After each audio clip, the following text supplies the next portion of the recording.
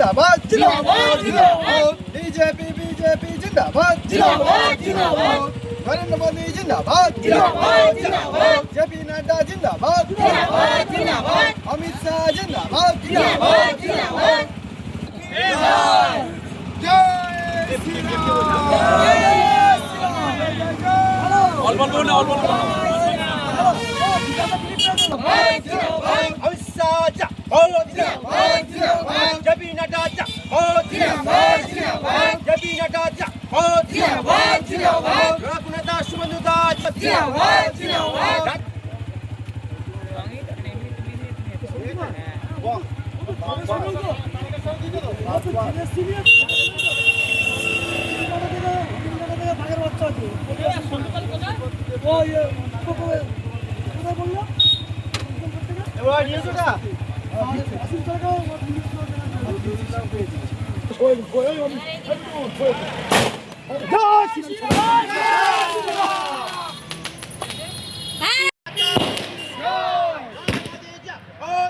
সর্বপ্রথম আমাদের দেশের প্রধানমন্ত্রী যশস্বী প্রধানমন্ত্রী নরেন্দ্র মোদীজিকে অসংখ্য অসংখ্য ধন্যবাদ জানাই। সম্মানীয় স্বরাষ্ট্রমন্ত্রী অমিত শাহজিকে প্রণাম। সম্মানীয় আমাদের সর্বভারতীয় সভাপতি নীতিন নবীজিকে ধন্যবাদ জানাই। পশ্চিমবঙ্গের আমাদের সম্মানীয় সভাপতি শ্রমিক দাকে আমার নতমস্তকে প্রণাম। সম্মানীয় বিরোধী দলনেতা শুভেন্দু অধিকারী মহাশয়কে আমার প্রণাম নিবেদন। সম্মানীয় আমাদের প্রাক্তন আমাদের রাজ্য সভাপতি এবং কেন্দ্রীয় প্রতিমন্ত্রী ডক্টর সুকান্ত মজুমদার মহাশয়কে গৈরিক প্রণাম। সম্মানীয় প্রাক্তন রাজ্য সভাপতি দিলীপ ঘোষ মহাশয়কে আমার প্রণাম নিবেদন। সর্বোপরি আজকের ভারত মাতার চরণে প্রণাম নিবেদন জানাই মায়ের কাছে। আজকের আমার মতো হতদরিদ্র গরিব পরিবারের সন্তান, এসসি পরিবারের সন্তান, আজকে দল আমাকে যে দায়িত্ব দিয়েছে সেই দায়িত্বভার আমি আমার মৃত্যুর আগ পর্যন্ত পালন করে যাব। 2011 সাল থেকে টিল নাও এই দক্ষিণ 24 পরগনার বাসন্তী ব্লকের উপর সাধারণ মানুষদের উপর যেভাবে মৌলিক অধিকার হরণ চলেছে, গণতন্ত্র বিপন্ন হয়েছে, সেই সমস্ত বিষয়ে প্রত্যেকটি মানুষ আজকে জর্জরিত।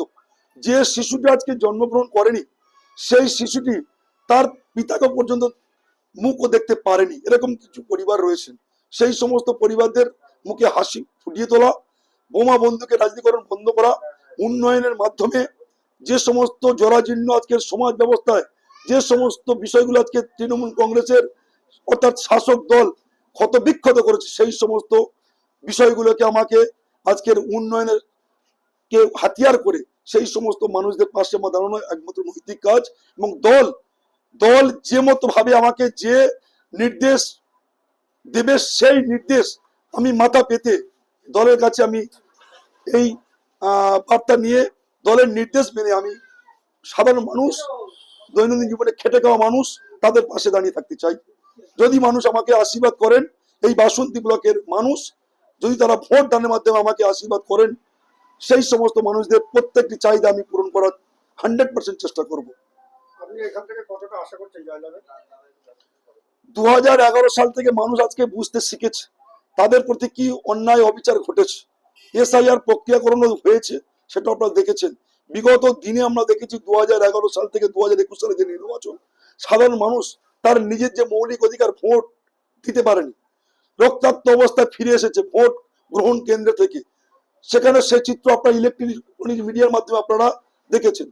জাতীয় নির্বাচন কমিশনের আধিকারিক মহোদয় গাইডলাইন অনুযায়ী যে সিস্টেম জারি করেছেন, সেই সিস্টেমের মধ্যে সাধারণ মানুষ প্রত্যেকটি মানুষ আজকে ভোট তারা দিক। সেই ভোট দেওয়ার মধ্যে তারা কাকে চাইছেন? এখানে ভারতীয় জনতা পার্টি ডবল ইঞ্জিনের সরকার চাইছেন না 2011 সাল থেকে যে সরকারটা আজকে মানুষদের মৌলিক অধিকার হরণ করেছে তাদেরকে চাইছেন? সেই সমস্ত মানুষদের উপর আমি বলতে চাই, দলমত নির্বিশেষে, জাতি ধর্ম নির্বিশেষে এই বাসন্তী ব্লকে শান্তি ফিরিয়ে আনতে, উন্নয়নকে হাতিয়ার করে মৌলিক অধিকার ফিরে দিতে সেই সমস্ত মানুষ যদি আমাকে আশীর্বাদ করেন, সেই সমস্ত মানুষদের কাছে আমি চিরকৃতজ্ঞ থাকবো এবং তাদের ভোটে আমি জয়যুক্ত হবো, এটা আমি নিশ্চিতভাবে বলতে পারি। রাজ্যে তৃণমূল সরকার বিভিন্ন উন্নয়ন নিয়ে মানুষের কাছে যাচ্ছে তাদের ভোটে প্রার্থীদের জেতানোর জন্য। আপনারা কি নিয়ে যাবেন, যে তাদের কাছে বলবেন যে আমাদের প্রার্থীদের জয়লাভ করা, কি জানাবেন?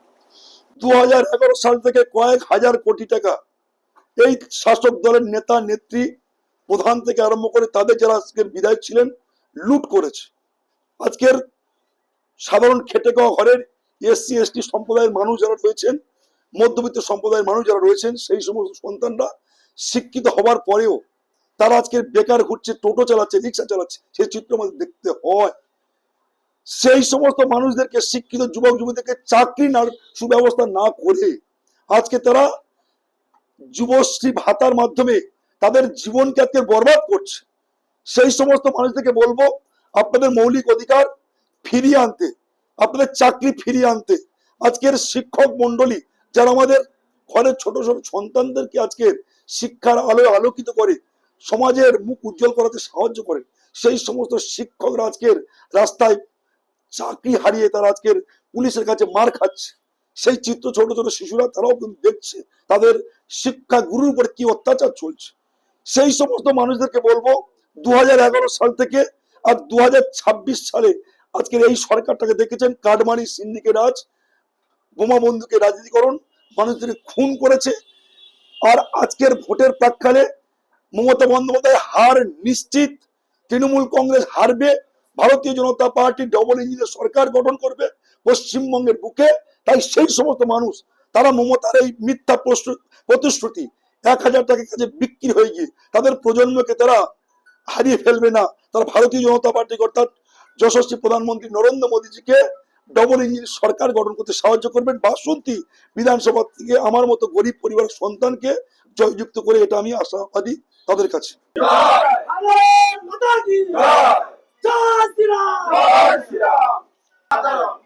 নরেন্দ্র মোদী জিন্দাবাদ, জিন্দাবাদ, জিন্দাবাদ। নরেন্দ্র মোদী জিন্দাবাদ, জিন্দাবাদ, জিন্দাবাদ, জিন্দাবাদ, জিন্দাবাদ, জিন্দাবাদ। আমাদের ভিডিও ভালো লাগলে লাইক এবং শেয়ার করুন। কমেন্ট সেকশনে গিয়ে জানান আপনাদের মতামত। আরও ভিডিও পেতে আমাদের চ্যানেল সাবস্ক্রাইব করুন এবং প্রতি মুহূর্তে খবরের আপডেট পেতে প্রেস করুন বেল আইকন।